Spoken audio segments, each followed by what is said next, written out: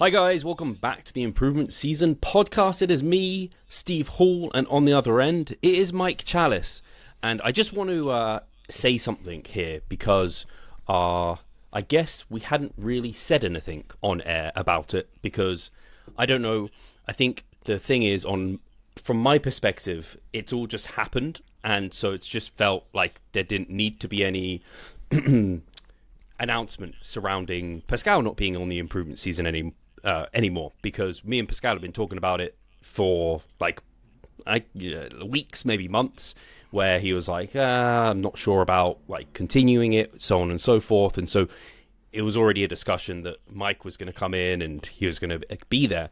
And there's no I don't know, juice or gossip to talk about. It's just Pascal didn't want to do it anymore. That's kind of as simple as it is. And I don't want to speak for Pascal. And if people want to know how Pascal is, do reach out to him. He's still, I guess, on Instagram, what have you, see where you can find him. He keeps himself to himself, as you guys know. So I just want to say that and put that out there, because there's been, at least on YouTube, we don't get comments, obviously, on other podcast platforms because you can't. But there's been people asking, where's Pascal? How's Pascal? And he's come back to some of those comments, which is great. But if you missed that, you might not know. So now everyone knows. And you don't have to kind of be worried if you had been thinking about it but hadn't kind of, I don't know, seen any of the comments, and I don't know. Now you know. So anyway, with that preamble out the way, how's things on your end, Mike? Yeah, great. I was just thinking when you were saying that, it's, again, sometimes it's like you don't know who you've spoken to about certain things. It's like, I was actually speaking with a colleague at the physio clinic, and he forgot to tell me that he got married, and it was like, we just hadn't crossed paths for a little while, and he just kind of forgot. But it wasn't one of those things where it was malicious or anything. It was just just completely forgot. And sometimes that happens sometimes. Yeah, it's crazy, to be honest. I don't know how many we've released now, you and me, week on week. The weeks just keep going by. I'm like, what the hell? How's it already coming into halfway through March? It's going to be April in no time. Jeez, where is the time? Just flies. It just literally flies when you're busy, when you're doing things, which is great in some regards, but also I don't know where I heard it, but it was talking about how if you feel like time is really flown by, but you're really struggling to kind of account for that time, you're like, hey, it's almost April, but what the hell have I done? When you actually don't do anything events and occasions to be able to pinpoint it, and you're just in the daily rhythm of the same thing over and over again, it becomes really hard to account for time. Whereas if you've done we went to Comic-Con, and I don't know, I can't think of anything off the top of my head immediately that comes to mind. I went to my best friend's from school, Cameron's house in Watford. I hadn't been there before, so I'm accounting for those things. But if I had done nothing, I'd just be just been working and training and eating. It's nothing else has happened anyway. Yeah, no, it's so true though, because it also made me think it's only one more week and then you're on holiday in the Maldives. Dude, I'm already what? Trying to arrange care. Well, we have a care for this little monster, so she's going to have a holiday with us away, because she's going to get tons of time and attention from dog carers. And yeah, organising all of that. I've already got, as you know, because we were in London for the Comic-Con, and then I managed to do some shopping. So I've got sunglasses, I've got a couple of smarter, actually, I don't know what I purchased. Swimming trunks is what I purchased with you. I actually went back to, this was from, I'm not going to go too deep into this, Abercrombie and Fitch. I actually think it was really nice. I hadn't shopped in there for ages, but they had a big sale on over the last, I don't know, weeks, and I found a couple of smart summer shirts, and so I got a couple of those. Nice. So yeah, I'm excited to live it up in the Maldives. This time next week we will probably still be talking, but the week after that it'll be skipped, but we'll still, because I think we're an episode ahead always, so we actually won't miss an Improvement Season. I think it will still come out. It will just come out earlier, because there's a large delay in them at the moment. Will we be going back to the future, if that's the right term, or will the audience will be going back to the future because they'll be catching up with us, essentially? Does that make sense? Yeah, rather than us recording Thursday and it coming out over a week since we recorded it. It will now be, we record Thursday and it will come out the next Monday versus like another week after that. So better really, because it can be, I don't know, if people follow us on Instagram, basically, they might be like, oh, but you said this and you've now said this, and Yeah. or staying current with current affairs. Like, we won't be so far away from whatever's going on. Yeah, exactly. Because it was kind of like sometimes when I listen to the actual Revive Stronger podcast, you might be interviewing a guest and they might be referring to something that's happened, but because you recorded maybe like a month ago or something with them, it's like, oh, that was actually ages ago kind of thing. Yeah, I'm so good. I call this good because I think it's a good thing.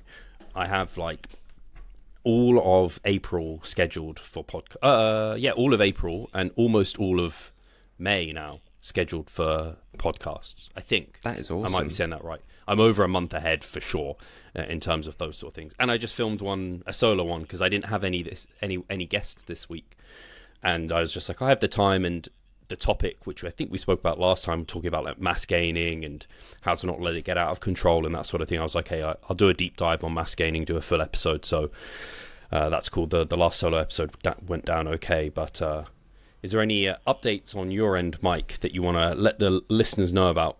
Yes, I do, lovely listeners. So I'm quite excited. So I'm going to be stopping my fat loss phase as of, I guess, kind of the weekend this week, because I'll take my normal refeeds at the weekend. So essentially that will feel like we're stopping.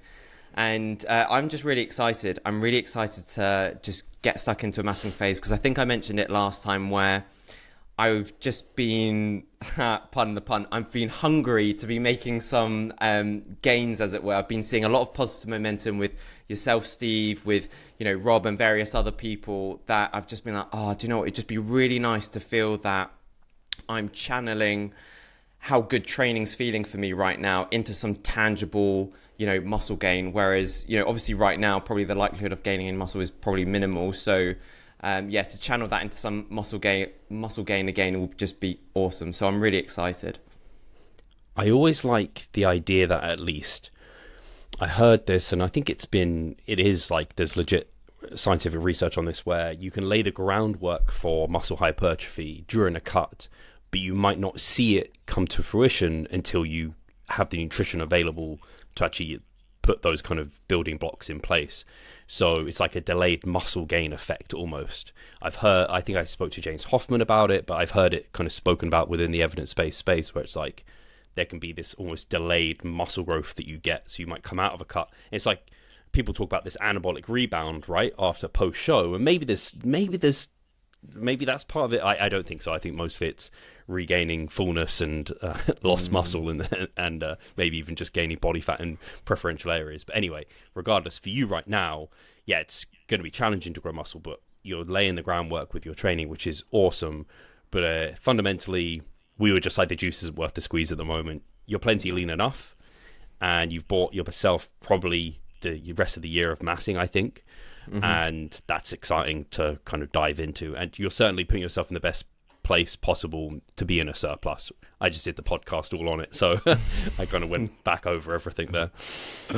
Yeah, no, you're so true. And do you know what you reminded me there of as well, where sometimes there might be other situations where we don't always have all of the conditions for optimal or for muscle growth in general, but when those conditions are in place, that's when muscle growth occurs. So for example, you know, I think of Eric Helms, where he was kind of doing, before he turned pro, he was kind of doing a hybrid approach to kind of, you know, strength training, powerlifting, and a bit of bodybuilding. And so maybe he wasn't fully optimizing his muscle growth potentially, or at least maybe it wasn't happening as fast. Whereas now he's like fully channeling it into bodybuilding, and so now all of the conditions are in place for him to make as much progress as he can. So, and similarly, that it might be, you know, when we're younger in age, maybe we're doing some things right, but not everything. And yeah, sometimes the conditions aren't always there, but it's like perma ready. Yeah, always trying to do your best to grow as much as possible, even if you haven't got like everything optimized on paper, you're doing everything in practice on your end as optimally as you can to be able to grow. It's like you need to be dropping body fat, so you can't provide the calories for a surplus to promote the best muscle growth possible, but you can do everything else to promote the best muscle growth possible, which is the best way to secure muscle tissue in that phase anyway. So that's exciting. And we are, I guess, because I'm programming for you in terms of prioritizing arms, continuing to prioritize chest, delts. I think that's very wise. Your back has definitely come up a bunch. The quads in particular, I think, have really come through, and they're looking very strong at the moment, which is exciting to have. Yeah, basically, are you planning to share like a physique update at some point over on like Instagram? I was hoping to maybe share that this coming weekend, Cool. which will be cool. And do you know what's really interesting? Because I've never thought of myself as someone having comparatively strong legs, but now they're almost starting to become something where actually they're really good. And I'm, like you said, I'm prioritizing other body parts. So it's amazing how over time things can change. Yeah, no, I agree. And it's one of those things where in prep, we really pushed and we know we pushed too far and sacrificed. And I think one of the areas that got sacrificed was the quad size, well, thigh size in general. And so they probably were feeling and looking a bit flimsy post-show, and now they're kind of back to their normal good levels of fullness, which is exciting. So that's cool. I only have one other piece of news before we can actually dive into questions, because I don't have too much to talk about on my end. It's kind of same old. Got the holiday. I'm looking forward to that, because it was only today when I was going through my session, I was like, Steve, I can tell you're getting a little like going through the motions versus really being present within sessions. So it's not surprising. Like I haven't backed off training since stepping off stage. So yeah, one more week and I need to like really lock in. I'm using a little bit more caffeine where I need it. So like leg days, like today, extra 100 milligrams, nothing crazy. So yeah, I just have one more, well, not even a week, because I will be able to train Friday, but then I'll miss one session from next week, so it's nothing much. I'm definitely not going to be able to train this Sunday. I don't have it in me. I need that rest day to give me enough oomph for the following week, and then the Maldives will be a semi deload for sure. I mean, you've done well to kind of reach to the point of the Maldives, because would you say that if you didn't have the Maldives, do you think you might have cut it shorter by like a week or so, or do you think you would have still carried on as you are now? It depends on the next couple of sessions go, but I don't think so. No, I think it would have somehow coincided how it is coinciding.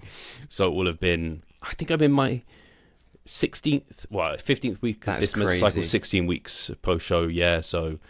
That's mental. Yeah, just taking it as it comes, really. But yeah, certainly more repeat performances, only small improvements in performance here or there. But I'm still getting it, which is good.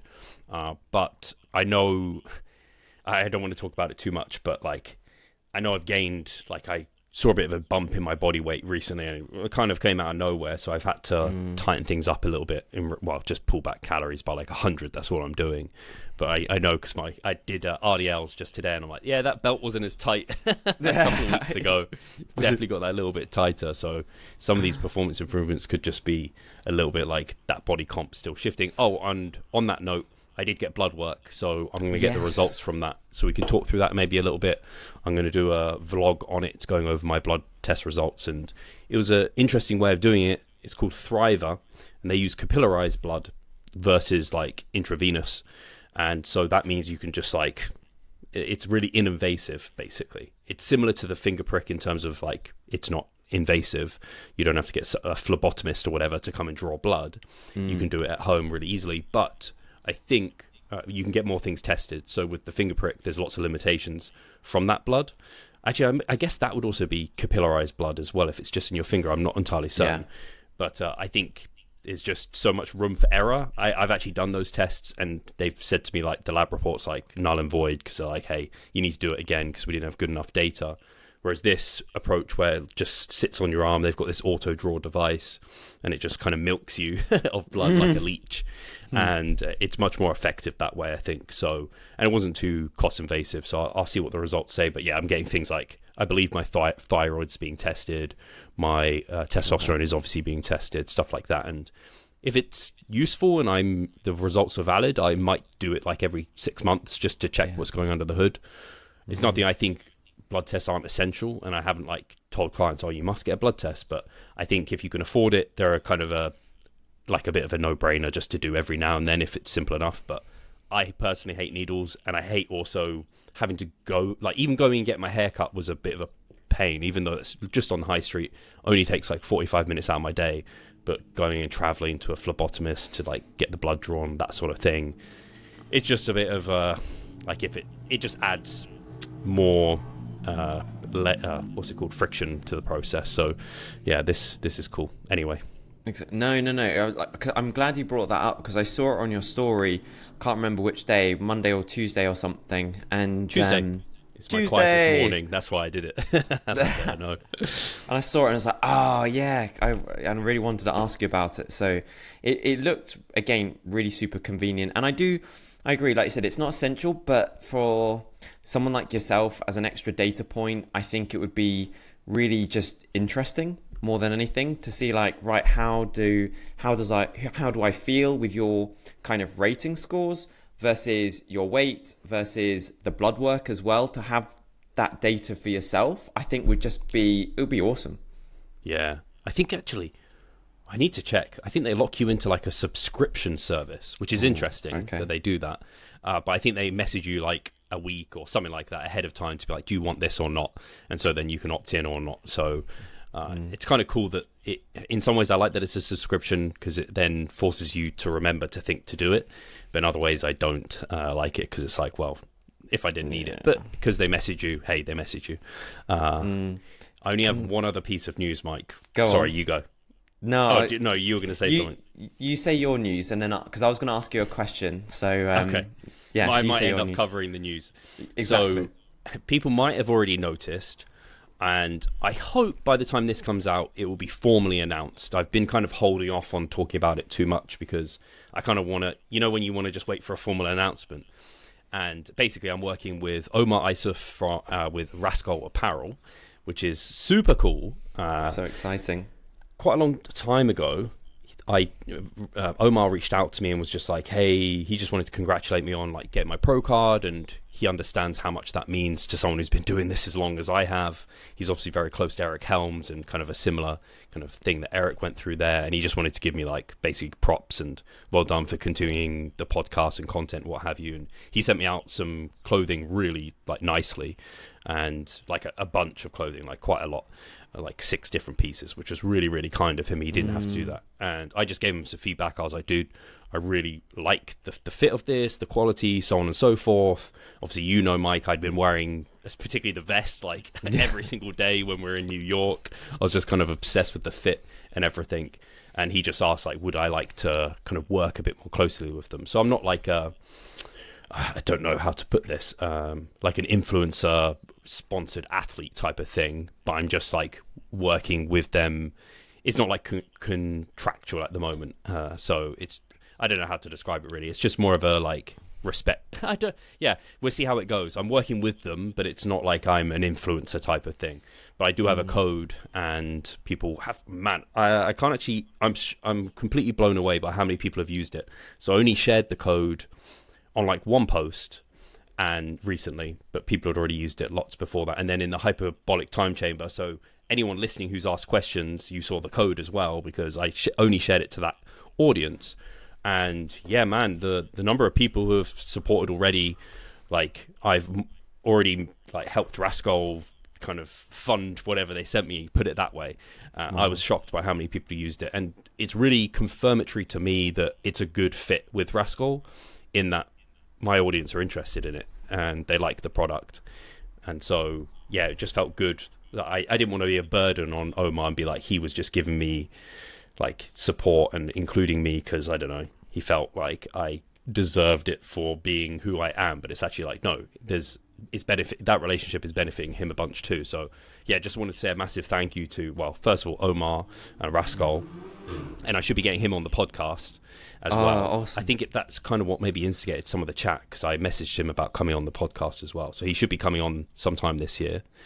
and that'll be fun to just dig into him and everything that he's done and been through. And yeah, thank you to everyone who's used the code. It's awesome to have that support. I really appreciate it, and appreciate you, Mike. You also used it and supported me. I can't see, actually, the link only shows me people who have used it in the US, so I have no idea who's used it in the UK or Europe, so there could be even more support that I'm not aware of, which would be crazy. But yeah, the code is stronger if you want to save. I think it's 10% on your purchase. And I believe you probably haven't received your stuff yet, have you, Mike? Not yet. I ordered it on the weekend, so I'm not sure. It might. They say it takes kind of 3 to 4 weeks, but I've already had emails to say like, oh, it's been shipped and it's off on its way to you. So who knows? You did it off the European site. That's right. Yeah. Yeah, cool. I was just thinking that it should be with you. If it's not the end of this week, I think it will be with you early next week, because it comes. They're like whatever it's called, not factory storage, whatever is in. I think it's in Limerick, Ireland. Yeah, their warehouse is in Ireland, so it comes quite a way. But I can't remember when my order went through. Sometime mid last week, so maybe it takes 7 business days. Basically, I think this is one of them. Milo of Croton here, so yeah, I'm just enjoying being part of something with a team of people that I really like, and I like the gear and stuff. So that's been cool. That's the only other news I had on my end. Yeah, but it's so cool though, and yeah, just again, it's like the little touches. Like I purchased my order, and I got like almost like a personal email from the guy. I've forgotten his names now, which is bad, but the guy in Limerick who's the kind of manager of Raskol Europe. You know, he was like, "Oh, hope you enjoy the your clothes and your order, and let us know if you've got any feedback and stuff." And I thought, oh, that's like a really nice touch. So yeah, I just think it's really exciting, this, and it's like you said, it's so nice when there's something you genuinely love, and but also you feel like you're giving back, and it's a mutual partnership at the same time, like you're benefiting one another, and also that, combined with that, the listeners love and vibe with at the same time. It's really cool. Yeah, it felt like wins all round, because I've been sponsored, as you know, Mike, and others listening might know, by like supplement companies, and it never quite felt like this feels. Like I actually have no obligations. Like I said, I don't have like a contract where I have to do a certain number of reels or tags or make a certain amount of money. Like Omar's just like, hey, we'll just see where it goes. Wear the stuff in the gym, enjoy it. People will see you wearing it, and then they can like get involved or not. Do like as part of that. So for me, it was like, it's a no-brainer. There's nothing lost here. Nothing changes apart from I get some more clothing now and then, which is sick. And you know how I like my clothing as well. So, yeah, it's cool.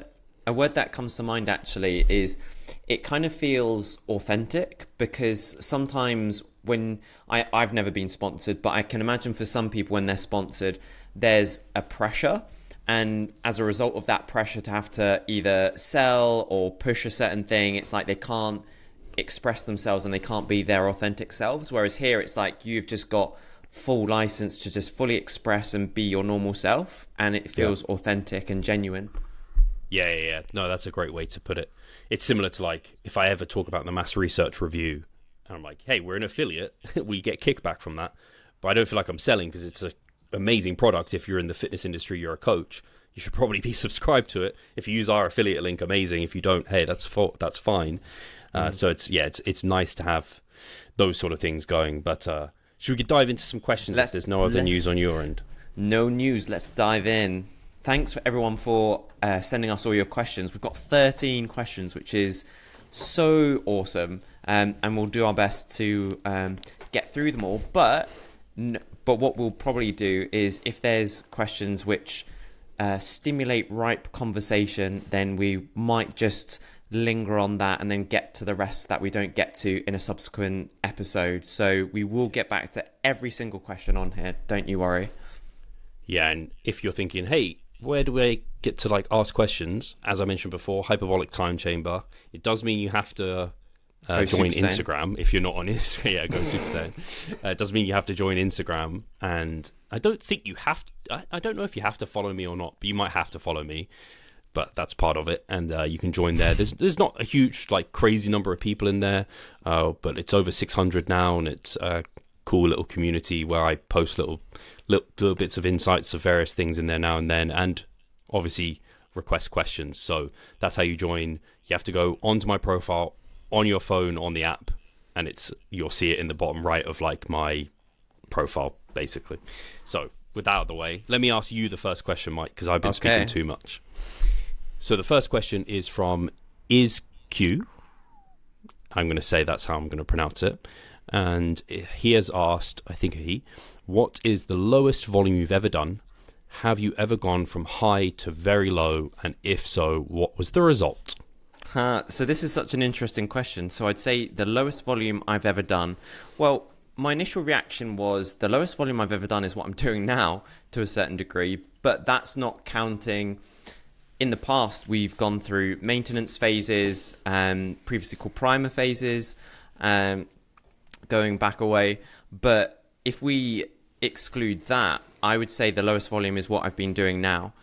And so I've very much gone from what some people would consider high volume to, I don't know, would you call what I'm doing right now high volume, like low volume, Steve, or just normal, or? I would say this question, and I always struggle with high and low volume, because it's like, I guess what you can do is, it's kind of similar to, am I tall or am I short? It's like, well, the average height is 5'10", so if you're below that, you're short. If you're above that, you're tall. If you're out there, you're average. And so similar here with volumes, maybe the average person does 10 to 15 sets, or maybe it's only around 10 sets, let's say that, per muscle group per week.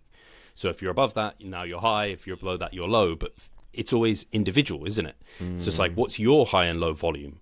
So this might be like Jeff Albert's high volume, as many people know about Jeff, might be low volume for you and me, or for Eric Helms, it certainly is. Whereas high volume for Eric would be like extreme crazy volume for like a Jeff Albert's, but low volume for Jeff would be like, hey, I'm not even training for Eric type of deal. You know what I mean? So yeah, I always struggle kind of where to say to kind of answer that question anyway. No, do you know what? That's awesome. So well said, because it is a relative question. It's like, yeah, I think you said that so well. Yeah, awesome nuance there. But I would just add to this, yeah, so my volume has dropped steadily, I guess, over the years. But that, I would say, is in line with our experience of transitioning from an intermediate to someone slightly more advanced. Age is wanting attention. I can feel the eyes. But yeah, I can see her eyes looking up at you. Yeah. Yeah, so, as we get more advanced, we're able to get more from less. And so I guess my transition is kind of to be expected, to be fair. So that's me, at least. And I don't know if you're the same, Steve.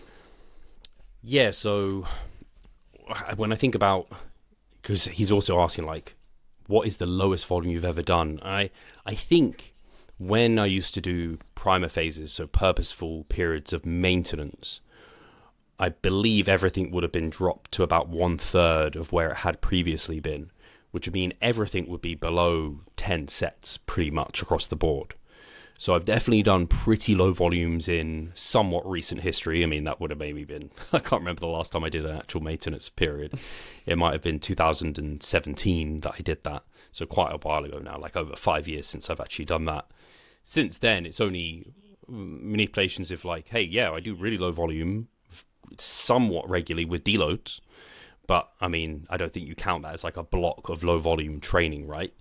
So in terms of ever going high to like very low, yeah, only when we're trying to do a purposeful like primer phase, when the premise behind that was, hey, you've been running high volumes for so long, the body becomes a little bit desensitized to that.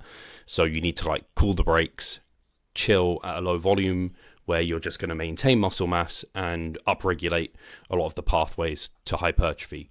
And there's some low amount of evidence to suggest that that is something that occurs. And I'm just not, and we're not sufficiently convinced that that's something that is hugely beneficial, and you might just be better continuing to kind of push the hypertrophy response. So in terms of what was the result, I've never ran at a time where I would be able to measure hypertrophy at any degree of precision to tell you anything in particular. So I guess part of that is like the evidence. There's not sufficient evidence to do it. We can't track or see anything that is making us be like we should be doing that, and so it's a case of like why do it? And I think that kind of answers that question to some extent. So kind of almost, yeah, no, it does. And you were kind of making me, I don't know why, I was getting distracted in my thoughts because I was thinking you're sounding more like someone very wise and experienced and researcher more and more every day with your answer being very kind of like in the middle, which is so true and appropriate. So, but I think what I was also thinking is that we can only do one thing at a time. We can't, split ourselves in two and do a shadow clone and then, compare two approaches. We can only try and approach for a period of time and then, potentially switch approaches. We're all n equals 1. So it's very hard to tell. So, yeah, it's a hard question to answer, I think. Just as a slight analogy to this, I take creatine, you take creatine, Mike. Neither of us notice any benefit of taking it, but there's insurmountable evidence to suggest that it is definitely doing something for us. And so it's a no-brainer to do it. Whereas with this, kind of going through a low volume period and then coming out, it's like there isn't great amounts of evidence for it. And when we do it, we don't notice anything either. So it's a really hard sell. And I would kind of almost prefer, if there's no difference, I'd prefer to just be training hard for extended periods of time. So yeah, anyway, next question. Should we get to the next one? Yeah. So question from _Manji Machine. What are the true drivers for bulbous vascularity? So I love how you put bulbous. Vascularity. So first of all, I would say genetics play quite a large role there. Yep. Some people are just really crazy vascular versus others. I can't think of someone who comes to mind, but if you see any crazy extreme examples of people being vascular, they are like genetic outliers. Not many people can achieve that level of crazy vascularity that those people have achieved. And I think Ronnie Coleman, Ronnie Coleman was just ridiculous. But also, sorry to interrupt you mid-flow, but again, Rob is quite a vascular person. Like if you were to compare Rob Whedon versus me, I would say Rob is pretty vascular compared to me. Yeah, I think that plays into some of the circumstances potentially as well, though, that influence it. I think you probably have the potential to get as vascular as what Rob was. I don't think Rob is like an outlier in terms of vascularity. I don't think he's extreme. I think he has very good vascularity, but I don't think that's necessarily because he's a genetic outlier. Like I can just think, I don't know, have you seen like that crazy picture of someone's chest and there's just like striations, but also like veins going all across it or something? Just was that Rich Gaspari? I can't, like, I don't know the names, so I'm just like, there are extreme examples. Yeah. And then there are many people who can get into vascular condition, like a Rob, for example, and that comes into some of the other drivers. So you'll notice anyone who's vascular is lean. You got to be lean enough to be able to show the vascularity, otherwise there's just body fat that's hiding it and in the way. You also need to have good amounts of hydration, so you want your muscles, your vascular, your veins to be hydrated, to be able to show that. And that doesn't just mean water and sodium. Water, that means also electrolytes. Primarily sodium plays a big role there, and like vasodilators, you want your veins to be dilated in that sense. So that really helps. And then, so genetics play a large role. Then we've got being lean, hydrated. I think glycogen also probably plays a role there too. Certainly having kind of blood sugar available and having something that can drive vascularity through that short-term just sugar that people have like pre-stage. I think that also can play a role. Having a pump, so again, blood flow. You've got to have blood flowing through. You've got to have solutes flowing through those veins as well. And then I think there might be something down to training that ability. So I think it's called aneogenesis. Might be using the wrong term, but basically it's like growth of more capillarization and more veins. And when you train with high volumes and like higher reps and things like that, and you really push large pumps within the muscles, they have to adapt to be able to deal with those large pumps, and so they need to like become the veins might become more present and also kind of wider and more diluted. So I think training age plays a role here too, where if you've been training for hypertrophy for a long time, been getting great pumps for a long time, you might, I don't want to use the wrong term, so I'm not going to say it again, but I believe that is it. Outside of those, nothing is immediately coming to mind. I don't know about you, Mike. Oh, I have some supplements, I guess, some other supplements that might be able to help. It ties in with vasodilation, but heat and warmth, that's something that's always helped me. And just on the big deal. It does make like a pre-stage huge deal. You need if to you're stay cold, warm. you can't. Again, you're thinking of if you're cold, your blood vessels are going to vasoconstrict, so they're not going to come to the surface. So it is pretty big. But on the note of the term, so I could be getting this wrong as well, but my understanding was angiogenesis is almost like the combining of blood vessels. I thought new blood vessels was neovascularization, but I could be wrong. These are like big sciencey terms that I can't. I've heard people say it, but when you hear, for me, it's like anime. When I hear names that are not usual names, they can go in one ear and out the other. I'm like, how do I say that name again? Like, or if you Pokemon, like you might remember a bit of the name, like, oh, it's Pikachu. It's like, I don't know exactly. Yeah. It's just not familiar enough of a term. It's not one I've heard said sufficiently to be able to say it. But yeah, it's basically an adaptation to driving such huge pumps and blood flow through the muscles, so you just get more vascularity, basically, and vasculature to be able to deal with it. Yeah, and if I can just quickly show you, so Rich Gaspari, can you? Oh yeah, that's pretty extreme. I think I've seen more extreme. Really? But that's damn extreme. Yeah, there's a natural bodybuilder that comes to mind, but I can't think. And he got it's similar to lots of people can get really lean, but not everyone can get like Dirk Emmerich glutes, because there's maybe some genetic factors to that, where he can liberate that body fat where you can't, or if you try to, you lose muscle fullness and that takes away from it, or you get so stressed that you have subcutaneous water retention. So it's kind of similar to that. Lots of us can get really vascular or really lean, but some freaks out there are going to have that next level that you might be able to get close to, but you might not quite ever achieve the crazy, like Rich Gaspari type of vascularity. Do you, just as a quick side note question, do you think from a judging perspective, vascularity, if it's in the extreme, it could almost hinder because it's almost hiding details? Do you think it could ever get to that point? I think it's a detail in for itself. So I think it kind of negates itself. So yeah, you could have such extreme vascularity that you can't see separation maybe between the quads, but because you're so vascular, it's like that kind of overrides the need for the separation. So it's like you're not losing anything, but you're not maybe gaining anything in that sense.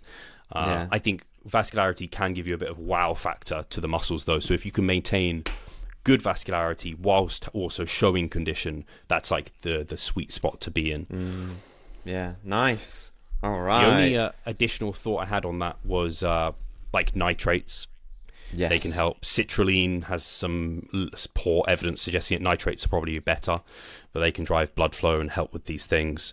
But yeah, outside of that. Yeah, because citrulline's a precursor to arginine or a nitrate.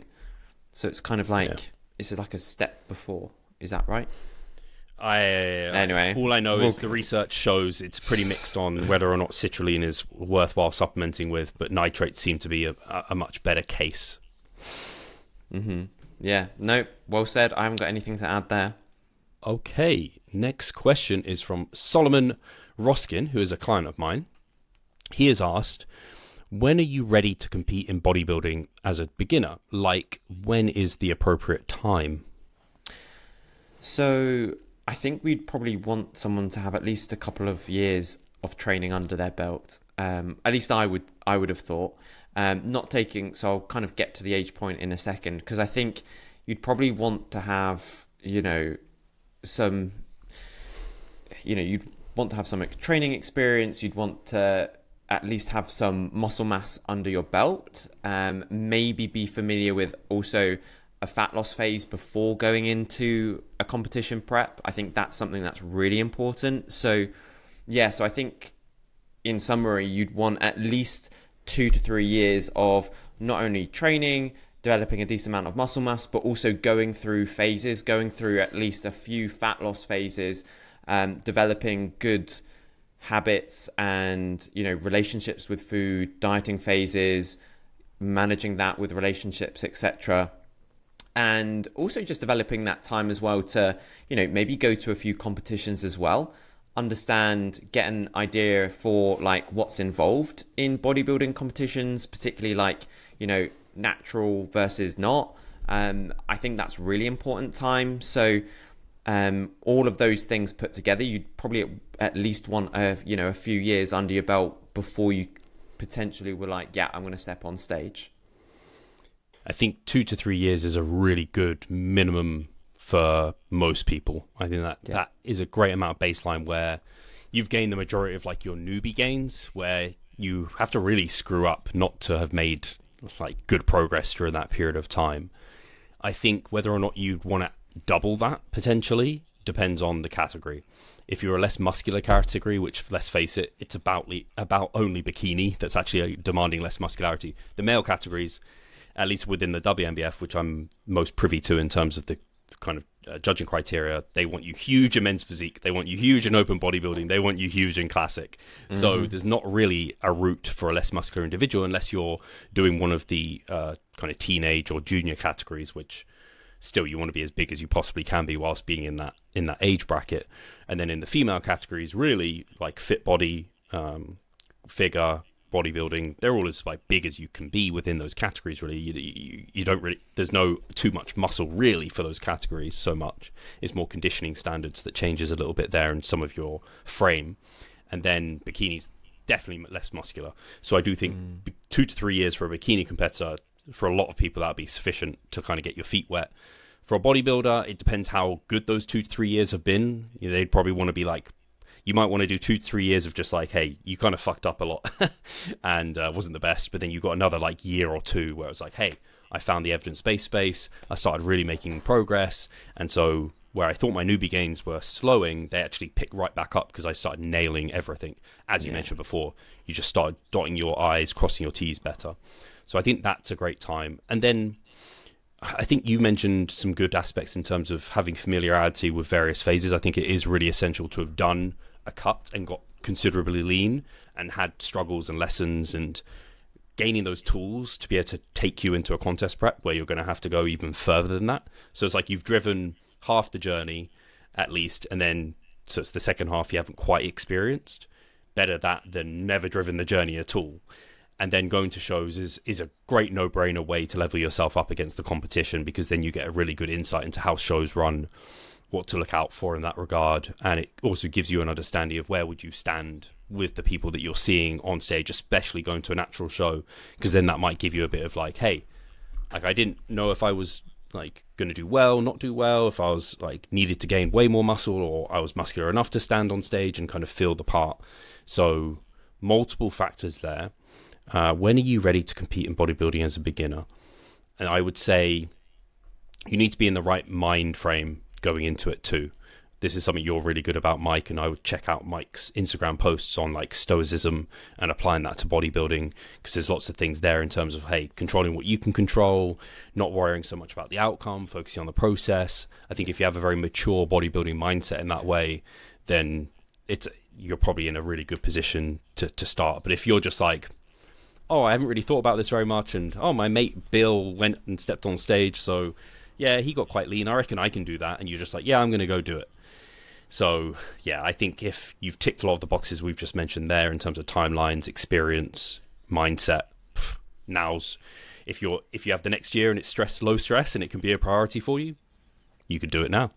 And so for Solomon, just because I know Solomon, as a client of mine, I think he is in a position where he can consider like taking his first kind of stage visit in that sense. He's got sufficient muscle mass, he's got that experience.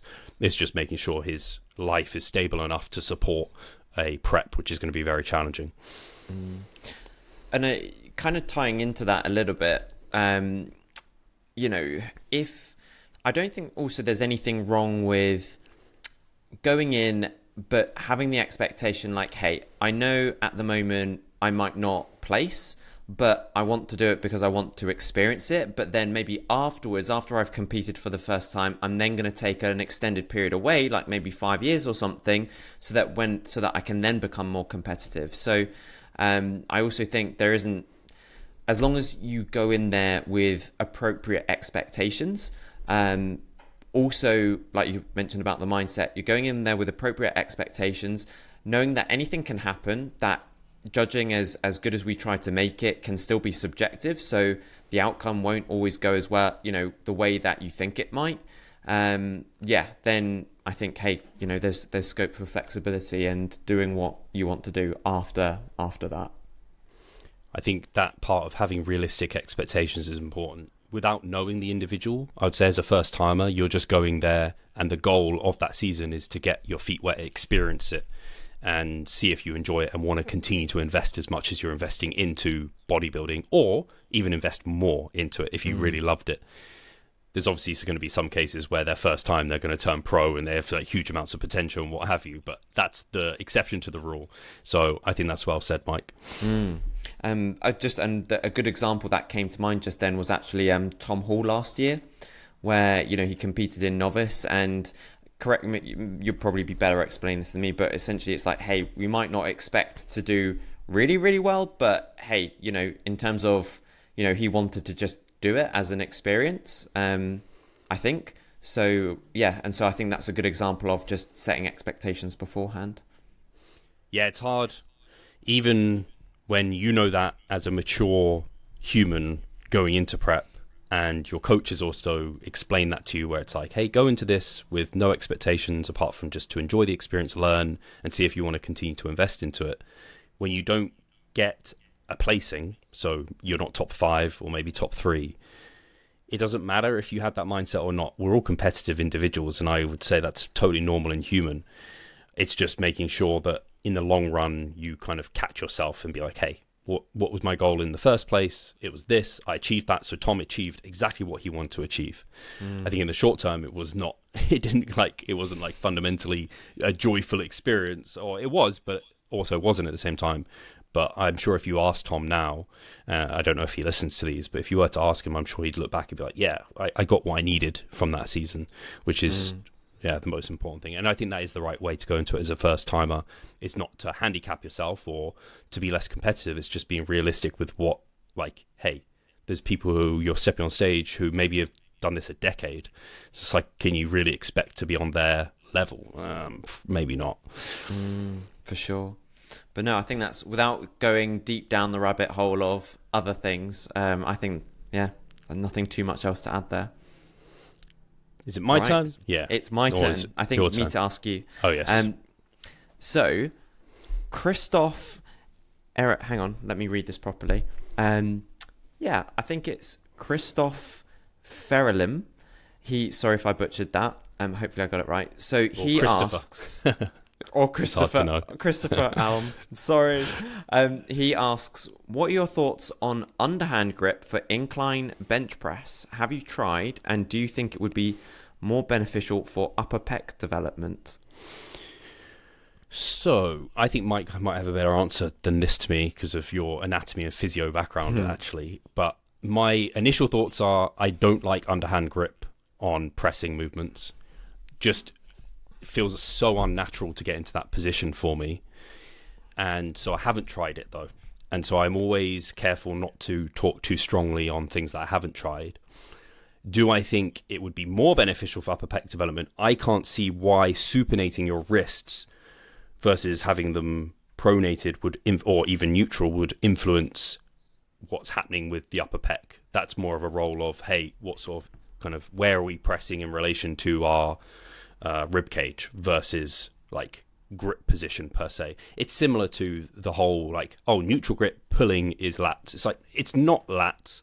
It actually completely depends on where your humerus is moving in regards to like your torso, of whether or not you're going to be using more of the upper back versus the lats. You could be in a neutral grip position and be training primarily upper back depending on the arm path. So it's similar here. I could see if it feels more comfortable to that person and they find their SFR, their stimulus to fatigue ratio is better doing it underhand, but I can't see why that would be better for the upper chest. So that's my not so great answer. I don't know if you have more thoughts, Mike. Not really. I'm not familiar with I'm not familiar with the research on it, and from an anatomy perspective, I don't think it would make any significant contribution. And I think potentially you are there's a trade-off where, because you're underhand, you maybe can't use as much load, maybe it's a bit awkward, safety, etc. Like that's then compensating potentially for growth. So even if you could, target, the like, what is it, the clavicular portion of the pec a little bit more, again, like it could be potentially so minimal because you can't use sufficient loads potentially. I don't know if you just Googled it just then. No. But yeah, so that's kind of my thoughts. And I tried it when I was back in university, but I never run it for long enough to know any meaningful difference. So yeah, I don't think personally, I can't see at the moment how it would make any meaningful difference to upper pec development. Yeah, cool. I will go to the next question then, which is from significant_gravitas_shortfall. Ooh. And he has asked, what's your recommended gain rate for a lean bulk, and how many muscles can you typically specialize in during a bulk? So I will have actually covered this in my long form podcast. So that's coming out in a while, so we can still cover this. So if you want lots of detail from me, you'll check that full length podcast, I'm sure. In the Revised Stronger podcast, I realize this is the improvement season. Sorry.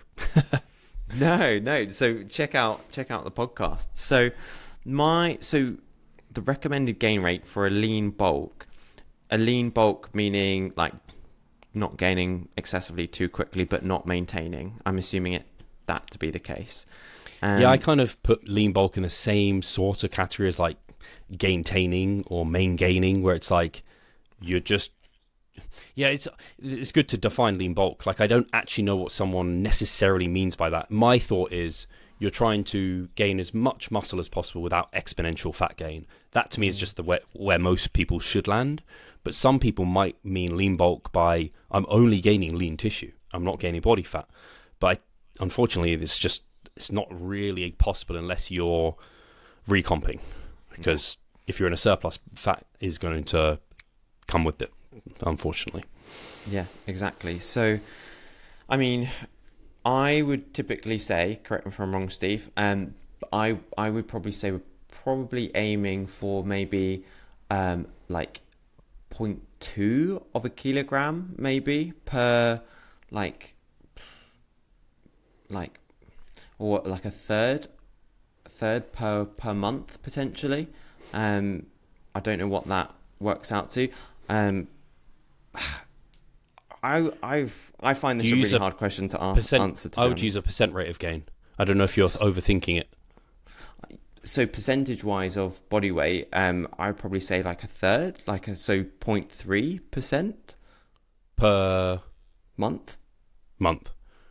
And that's what. And what's the goal? Sorry, I'm sure, because in my book, bulk. I'm like, I don't know. You can't just gain like lean tissue if you're in a surplus. So in my eyes, I'd just be like, get rid of lean bulk and just get recommended rate of gain for a bulk. Just like answer it like that. That's the way I'm at least thinking about it.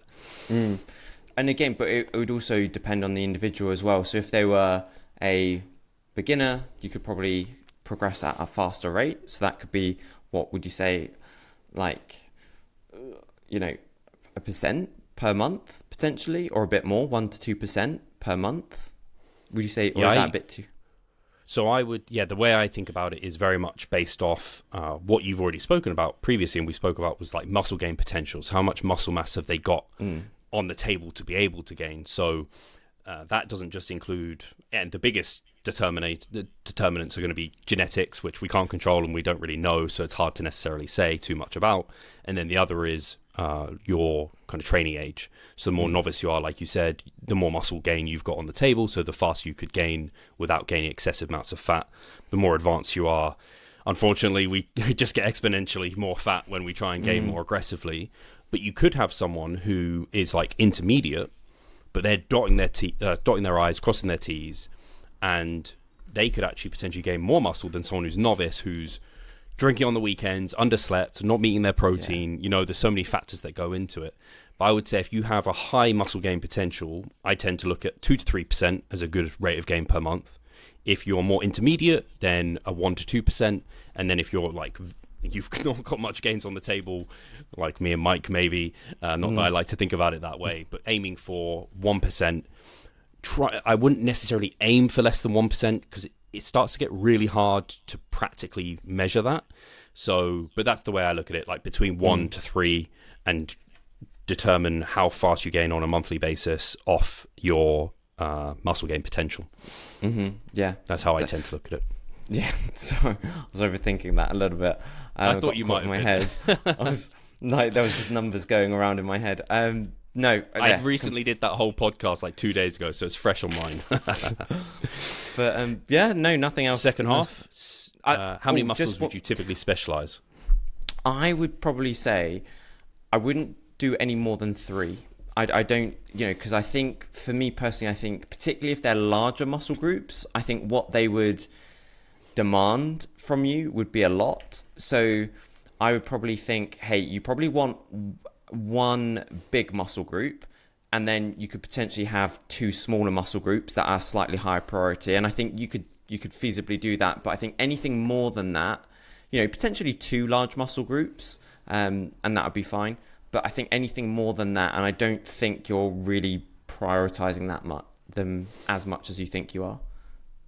Yeah, I think you might be able to do like a chest and back, but legs would have to be at maintenance. Yeah. Or like MEV, or minimum effective stimulus, MES. I like to call it that. And I think if you're going to specialize on legs, it's almost like everything else has to be on the back burner. You might be able to do the legs and delts, for example, but it's going to differ a little bit person to person. And honestly, I don't know how you feel about it, Mike. I imagine similarly to me. I don't often do like strict specialization phases. I just don't really like them, and most people don't want to pull back that much on enough other things to truly almost to it becomes unsustainable to some extent, the amount of volume that you end up pushing towards some muscle groups. So I much prefer everything to grow pretty well and then focus on some areas. So for example, great example is yourself, Mike, where a lot of the ways that we're focusing on chest, delts, arms is just through exercise order and prioritizing it earlier within the week, earlier within the sessions. And then if there is anywhere that we can add volume, they're the areas that we're prioritizing versus others. But I personally have found, like, if I holding my chest back, or holding my arms back, or holding my back doesn't, it's not like if I hold 5 sets back on my on one muscle group, I can just take those 5 sets and add it to another. It doesn't work that way. Yes, theoretically, if we hold other muscle groups back, we have more recoverability for the other ones. But in practice, I just don't often find it happens as nicely as you would hope it does, if that makes sense. So my philosophy tends to be strengths. Once you're well trained, put them on the back burner, de-emphasize them a little bit, do enough volume to get a good stimulus, but just progress with those slowly. And then areas you really want to bring up, prioritize those via your exercise order, maybe exercise selection. And if there is anywhere you can add volume, you look to add it to those. That's kind of the way I think about it, at least. Yeah, I'm the same. And I think I've only inadvertently with clients kind of almost gone, you could think of it like a specialization route, but they had no bodybuilding goals whatsoever. They played a sport. So they played football, and they didn't want to be fatigued going into football by doing leg training. So but then also they were probably fatigued afterwards for a few days, that it probably limited them to once per week leg training. So, but they weren't a bodybuilder. It was just something that they had physique goals, but because they were doing other sports, it just naturally happened that way. So that's the only reason. So it hasn't been a bodybuilding specific way, inadvertent. Yeah, and I have, to be fair, yeah, it's still emphasis versus specialized. Like I've got, again, like female bodybuilders who were more emphasizing some of their weak points, or I've got, obviously, like I said last time or a couple of times ago, like a men's physique athlete where we kind of put legs right on the back burner, and so, but it kind of comes from that split, and then you auto-regulate from there. So it's almost like, yeah, the way I would think about it is I set up the week one and the split to be like, that is the emphasis, and then we just auto-regulate volumes generally like through the mesocycle, keeping strong points at baseline, essentially, is the way I tend to think about it. Anyway, next question. Yeah, next question. So Daniel Makin asks, when following an asynchronous split, what is the max number of rest days you would suggest between sessions due to life and work? Push legs pull times 2? Oh man, this is because I know he wants me to answer that question, but the way I think about it doesn't lead me to wanting to just answer that question. I'd almost be trying to find a solution that, I guess this is coming from someone who their lifestyle is inherently not very structured, and so it can vary on a week-to-week basis what they're doing, and so the amount of days that they can dedicate to the gym. What I tend to do in those scenarios is often I program a week split. So you do this split across 7 days, and the vast majority of my clients like that. That's the setup I also like. Whereas some will have a bit more fluctuation in their life, and so there might be some weeks they can get to the gym 3, sometimes maybe 5. And so in those scenarios, I follow more of a microcycle. So rather than saying week 1 and then week 2, it's microcycle 1, microcycle 2. And so there might be some weeks they can get in more and do more versus other weeks. And so that's the way I kind of think about this. So I would say, so long as you're getting muscle groups, every muscle group trained in 1 week, I wouldn't be stressing too much about it. You just expect not to see as much progress in those weeks as other times where you have a bit more time and attention that you can put towards the gym. I guess without diving into this further, that's as best of an answer as I can provide. I think that's a great answer because it made me think there, like, surely as long as your volume is the similar from week to week, whether you do a 4-day split 1 week or a 2-day split the next, as long as your volume is, the same, it should be fine. It just depends on how you slice it. I think with this, it would lead to fluctuating volumes. So you might have some weeks where it's higher or less because, say, you can do push-pull legs and you get those 3 in 1 week, but then the next week you might be able to do push-pull legs. He's doing push, legs, pull. Anyway, he might be able to get 5 sessions in the next week. So he might get like almost double the volume if he can get 6 sessions in versus 3. And that's where it can become a bit more challenging to go through the weeks. And I think that's where auto-regulation just comes in, where even if you can train, say 6, if you aren't recovered enough to be able to do it, then you don't do it. And so it's just, you've got to be careful when you're setting that split up. And that's why I tend to like weeks, because you can set someone up with an amount that they can do consistently over time. But I don't know. That's immediately where my head go. I'd be like, right, what at the worst case scenario week, what would be that? And then I would set that up basically, and I would kind of try to run that. That would be my first instinctual kind of approach. Yeah, it just gets a bit messy otherwise, but I can see it working. You just have to be intelligent and honest with your levels of fatigue and how you're doing, because it might even be the weeks you can go to the gym more, you have less life stress or less travel, and so that actually allows you to recover from more. So you just don't want to get to a point where you have like an extreme jump in volume one week to the next, because that might, if you're not adapted to it, it depends how under your capabilities the other week was. You don't want to suddenly be at like 90% of your capabilities, then you go to like 150%. But that's why you try and auto-regulate it a little bit. Yeah, definitely. Shall I ask the next question? Because otherwise we're just going to not know if we're answering his question, how he... Yeah, I don't know. Hopefully there's something insightful there. And by the way, guys, I know we're over an hour by now. We're thinking to push these, and I would love feedback on this. We did get one person say they're up for longer podcasts, but we're thinking cap them at an hour and a half. And as I think I said last time, or one of the recent times, they all jumble into one, like you said, Mike, we will not rush questions to just get them done for the sake of it. We'll answer every single one and flesh them out as much as we feel it deserves that fleshing. So, yeah, anyway, I'll get to the next question, which is from B, another client of mine. So she has asked, what are the similarities and differences between both of your coaching styles? Interesting question. I've no Do you know idea. what? Yeah, Mike might know better than me, you know. You should do, I guess.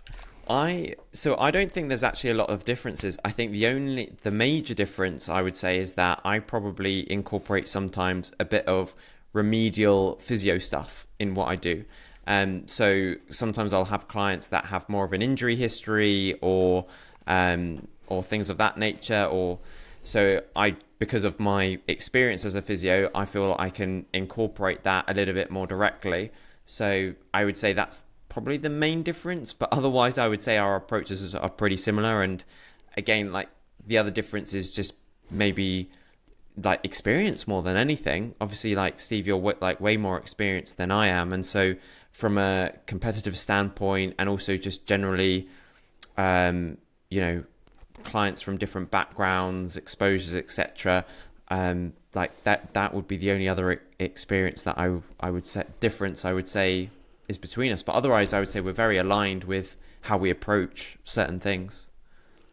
That makes sense. Yeah, and I think not to discount your experience, which is why you can program the physio remedial work that you can do, and why if people apply and they do have injury history, then we do tend to put them towards you, Mike, because you're the perfect individual to be able to help them with. It's not something that is in my wheelhouse. If I ever get questions that are like pertaining to injuries and things, I'm like, if I answer on my story, I'm always like, this is like my general thought surrounding this, but go and ask Mike. He's the guy that's actually going to be able to help you fully.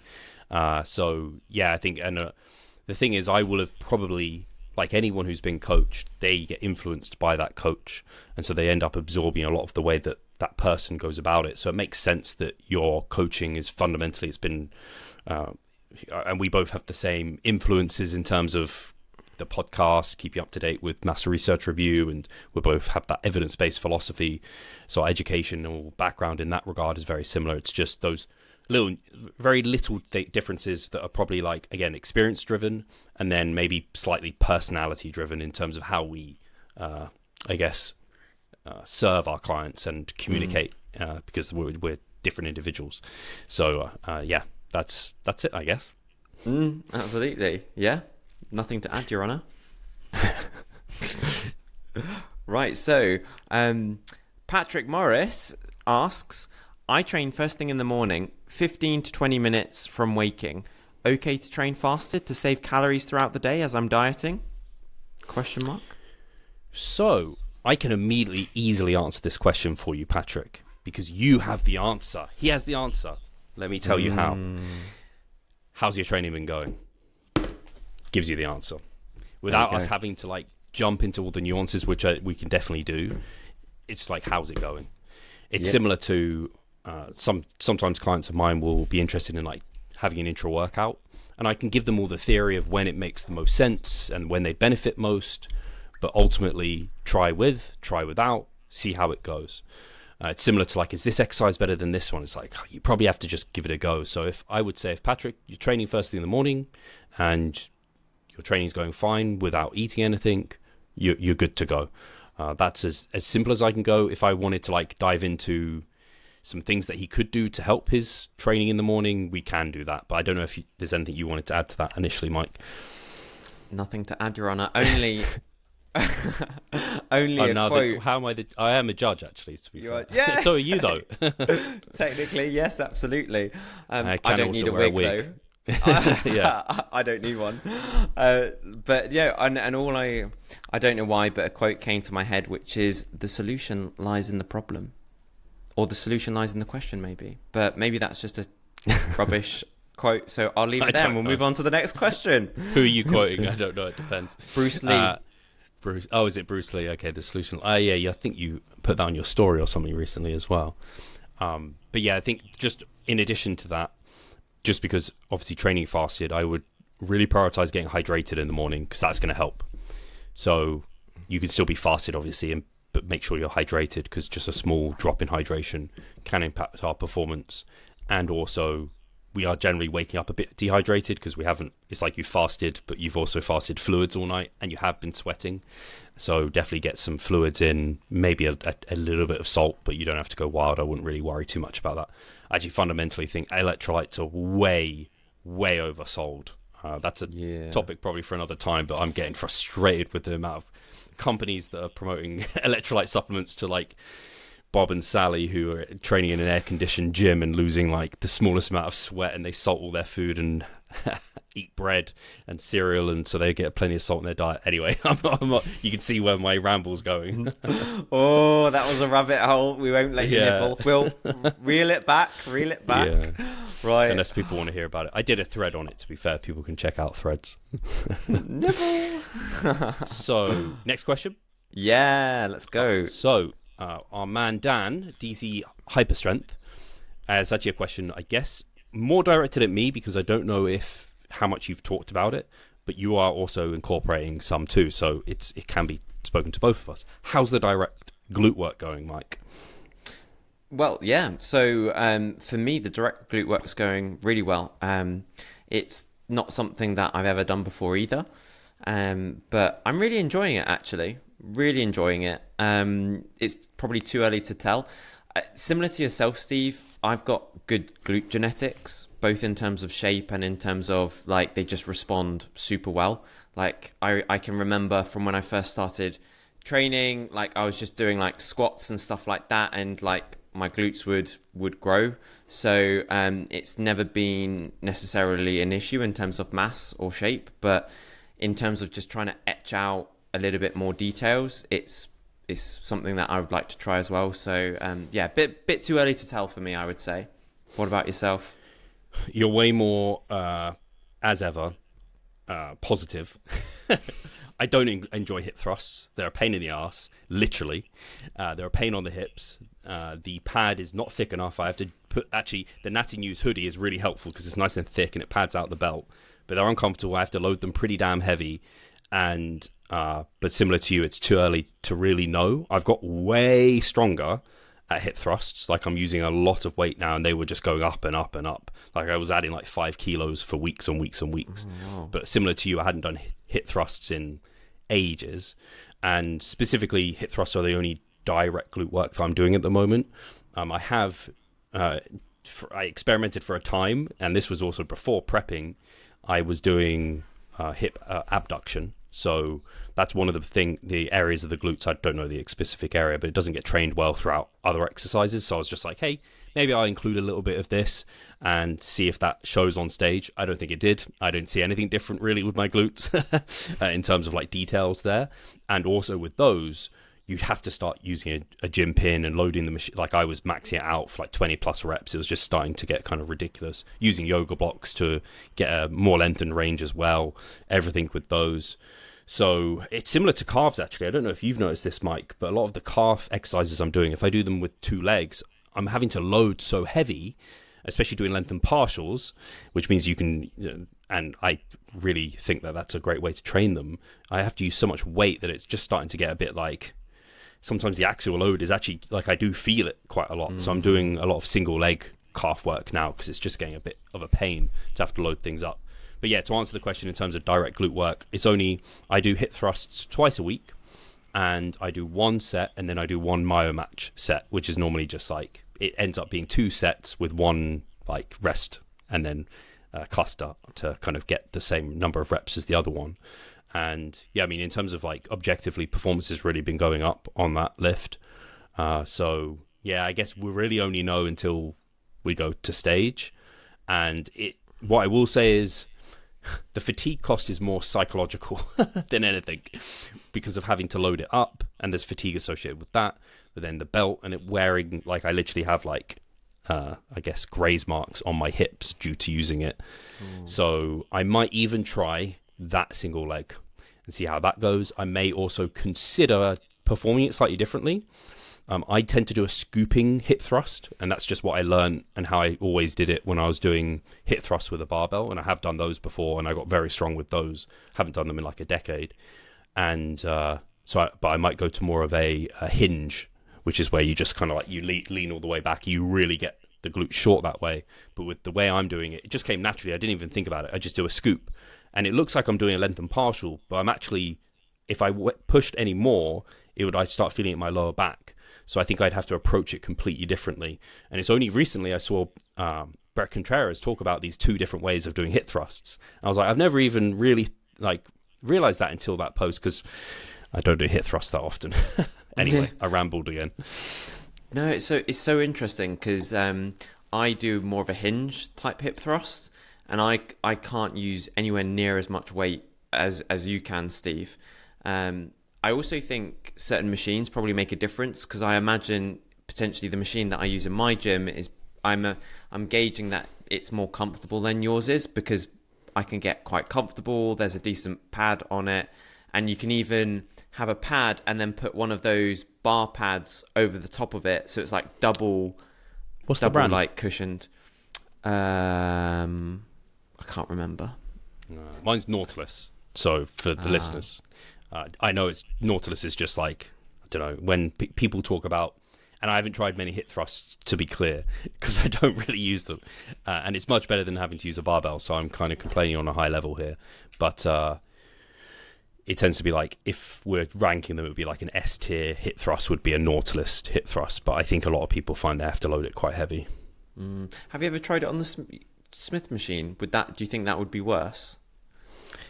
Probably. Feel worse. I think it would just be a bit more awkward. Like hip thrusts, the great thing with the machine is that the setup is super easy. The only downside is that I'm having to load it up a lot and adding plates to it.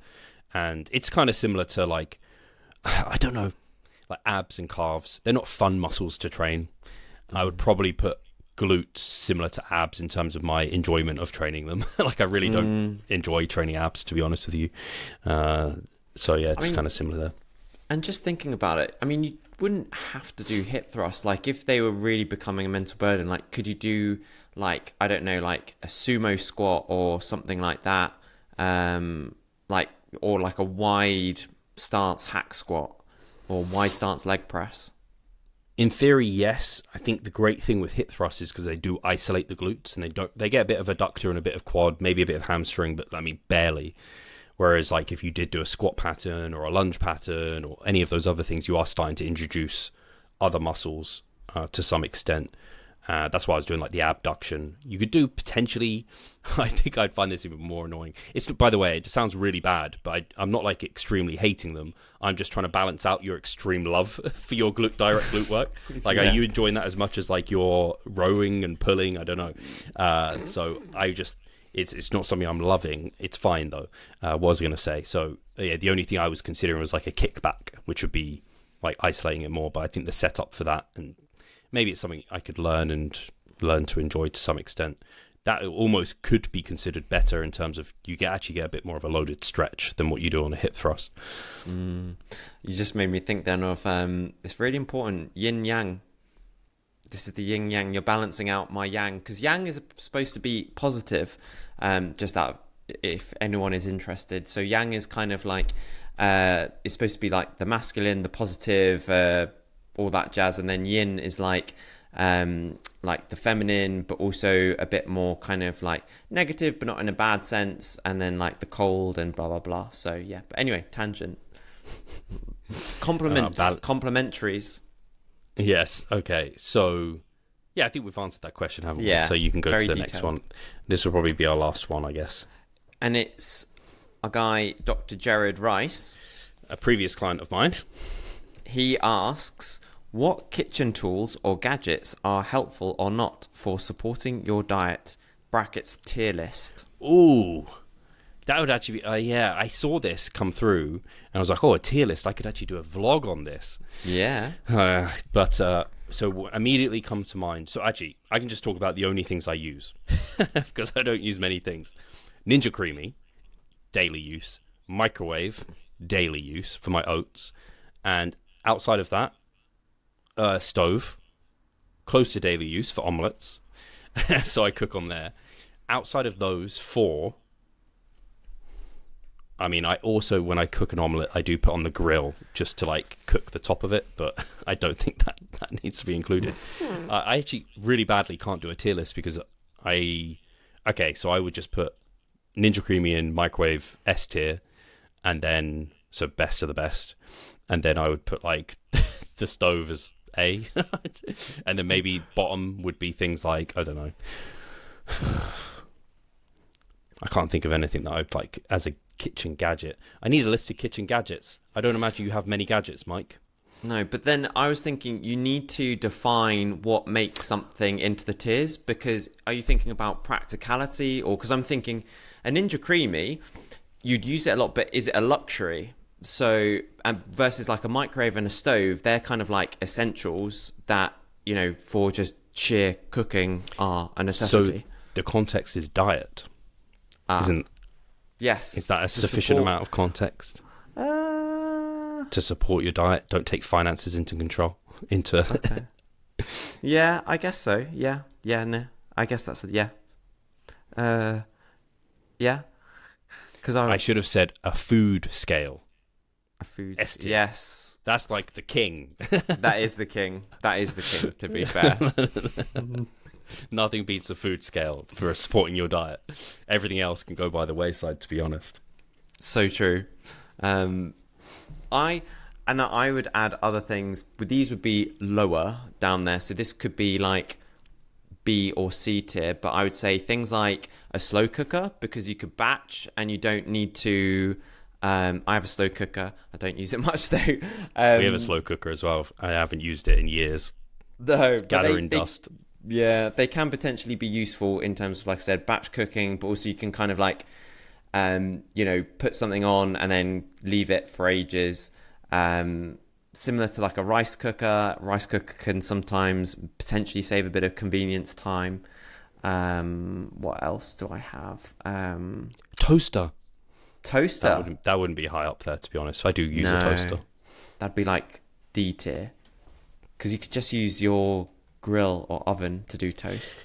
Yeah, we did that for a while. It is a bit annoying considering how cheap a toaster is. I think it's a worthwhile investment.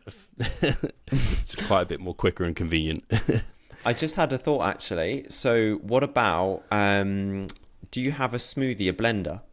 Yes, we also have. I have too many gadgets. I have a blender. That is useful to support mass gaining. I will say that because I think it came up on my feed the other day. It was like the shake I was having in the morning was, I can't even remember. It was like a banana, peanut butter, oats, like just like a mass gainer in the morning, basically. So that did support my mass gaining diet quite well. So it did become useful. There you go. Separate vlog there. What are your thoughts on an espresso machine or a coffee machine?